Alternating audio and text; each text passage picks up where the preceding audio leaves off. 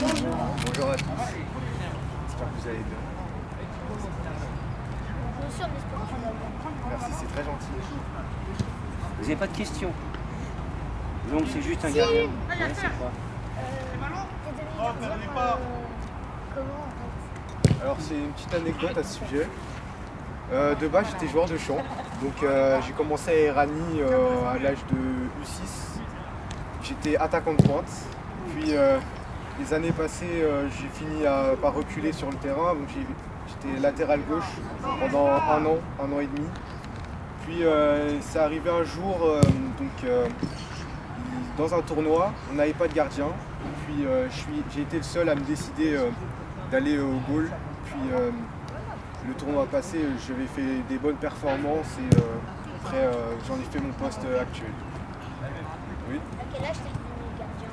Alors je suis devenu gardien à 9 ans.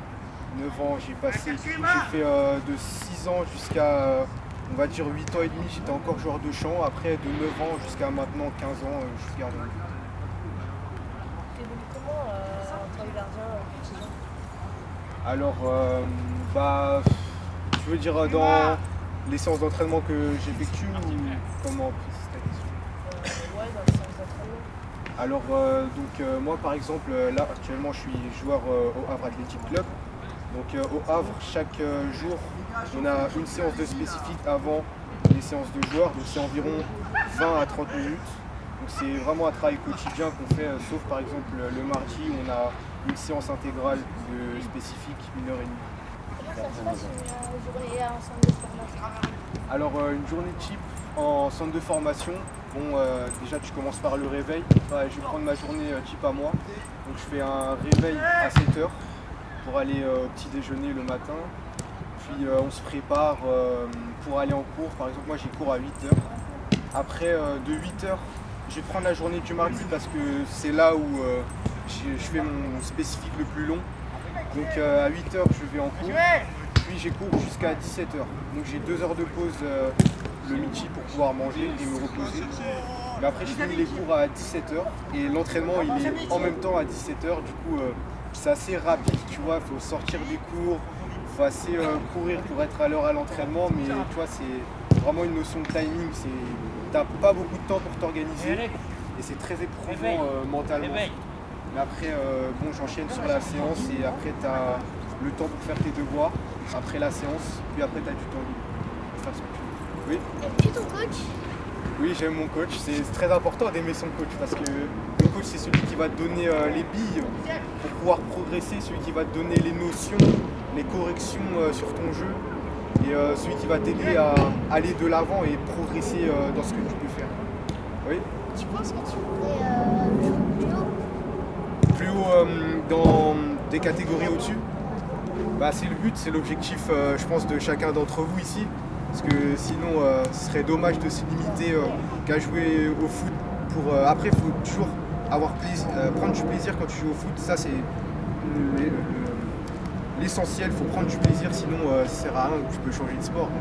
Mais voilà, garder cette notion de plaisir tout en se fixant des objectifs qui vont te permettre de progresser et d'avancer. Parce que sinon, tu resteras à ton niveau et au final, tout ce que le coach il va mettre en place pour toi, ce sera pas optimisé de la bonne manière.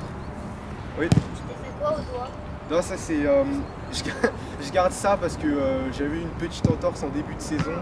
Donc c'est pour un renfort pour éviter que je me refasse mal plus tard. Tu t'es déjà cassé quelque chose? Alors non, je me suis jamais cassé quelque chose, mais sinon après c'est plus des blessures musculaires que tu peux avoir qui sont plus fréquentes que les blessures osseuses. Parce que vraiment les blessures osseuses, il faut vraiment faire un gros contact ou vraiment un faux mouvement, mais c'est plus rare. Faut vraiment, après, je te dis que les blessures musculaires elles sont plus fréquentes parce que les muscles sont beaucoup mis à l'épreuve quand tu fais du football. C'est pour ça qu'il faut bien t'échauffer, bien penser à s'étirer aussi, bien s'hydrater. Il y a toute une hygiène de vie derrière qui va rentrer en compte. Et si tu ne respectes pas cela, malheureusement, tu augmenteras les chances de blessures que tu peux avoir. Il y a d'autres questions? Oui. J'ai vu une vidéo où il montrait un match, j'ai vu que tu avais fait qu'une seule mi-temps, je sais plus c'était qui. C'est fréquent que tu fasses une mi-temps Alors ça peut arriver à l'intersaison par exemple, quand le coach il décide de faire tourner un effectif, il décide de voir plusieurs joueurs durant un match. Et oui, c'est possible qu'en intersaison, on peut être amené à faire une seule mi-temps, si par exemple il y a plusieurs gardiens dans l'effectif et qu'on doit avoir tout le monde. Sinon, en championnat, c'est beaucoup moins fréquent, sauf sortie sur blessure. Mais c'est vraiment un cas extrême. Il y a 16 heures, il y a 16. Oui. T'as déjà pété les plombs? Alors en tant que gardien, tu vois, faut quand même maîtriser ses émotions, parce que si tu deviens fou, tu seras moins lucide et tu peux être amené à faire des erreurs comme rater un contrôle ou rater une prise de balle qui peut occasionner un but. Donc vraiment, faut avoir une communication positive. Faut pas crier juste pour crier, faut que vraiment t'apportes quelque chose quand tu parles. C'est le maître mot que je peux te dire. Ouais. C'est quoi le plus gros score que tu t'es pris? Alors le plus gros score que je me suis pris, je pense que c'était quand j'étais surclassé en U15, j'étais à Saint-Paul-Aumône. Je jouais en U15 Excellence à l'époque, j'étais en U13. On s'était pris 5-1 je pense contre c'était Garges-les-Gonesse. Oui. Tu peux nous expliquer ton parcours?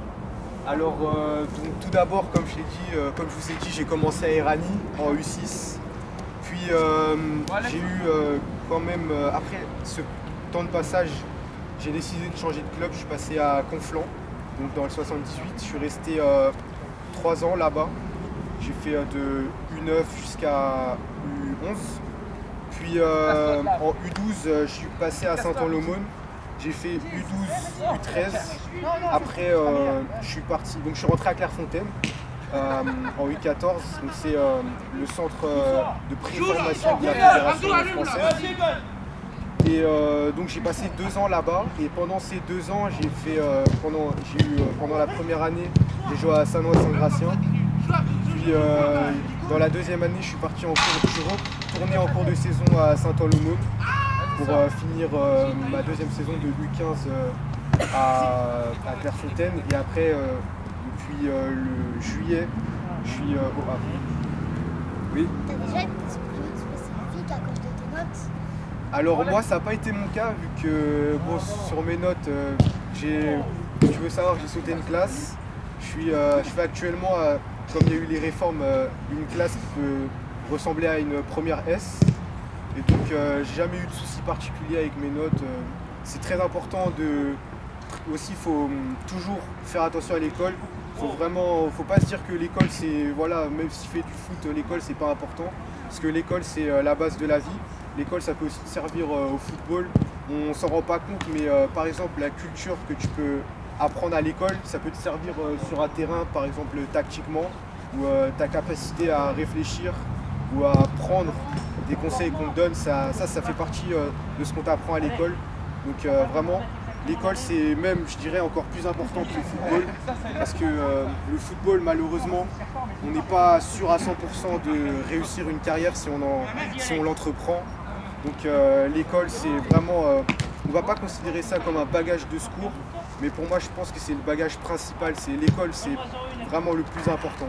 Parce qu'avec l'école tu peux aller partout dans la vie, tu peux réussir partout.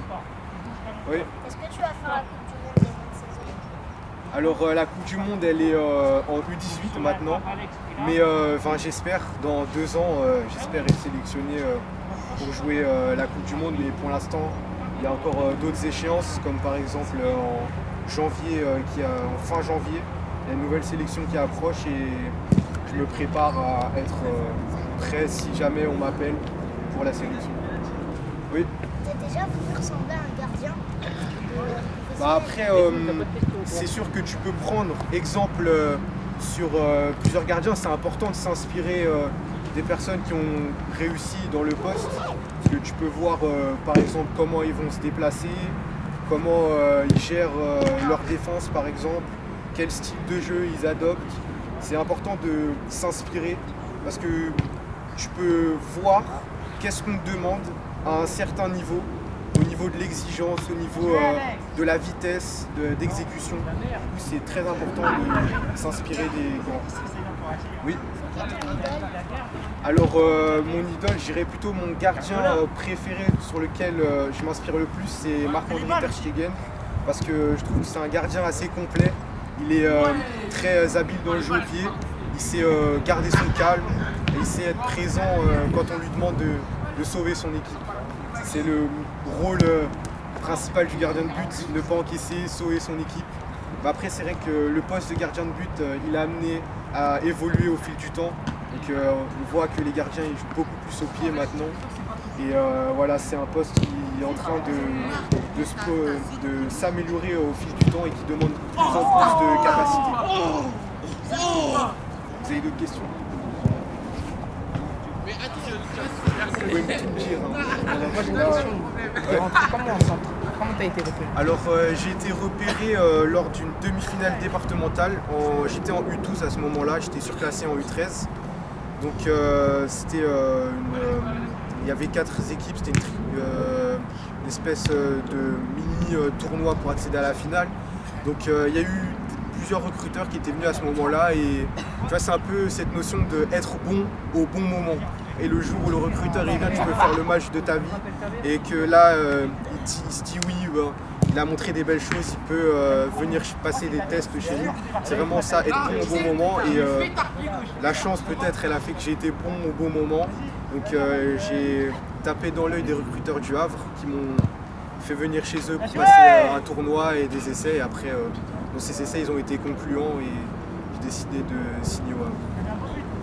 Après ça peut être aussi, il n'y a pas eu que le Havre, il y a eu plusieurs recruteurs avant et après aussi, mais voilà c'est vraiment être bon au bon moment.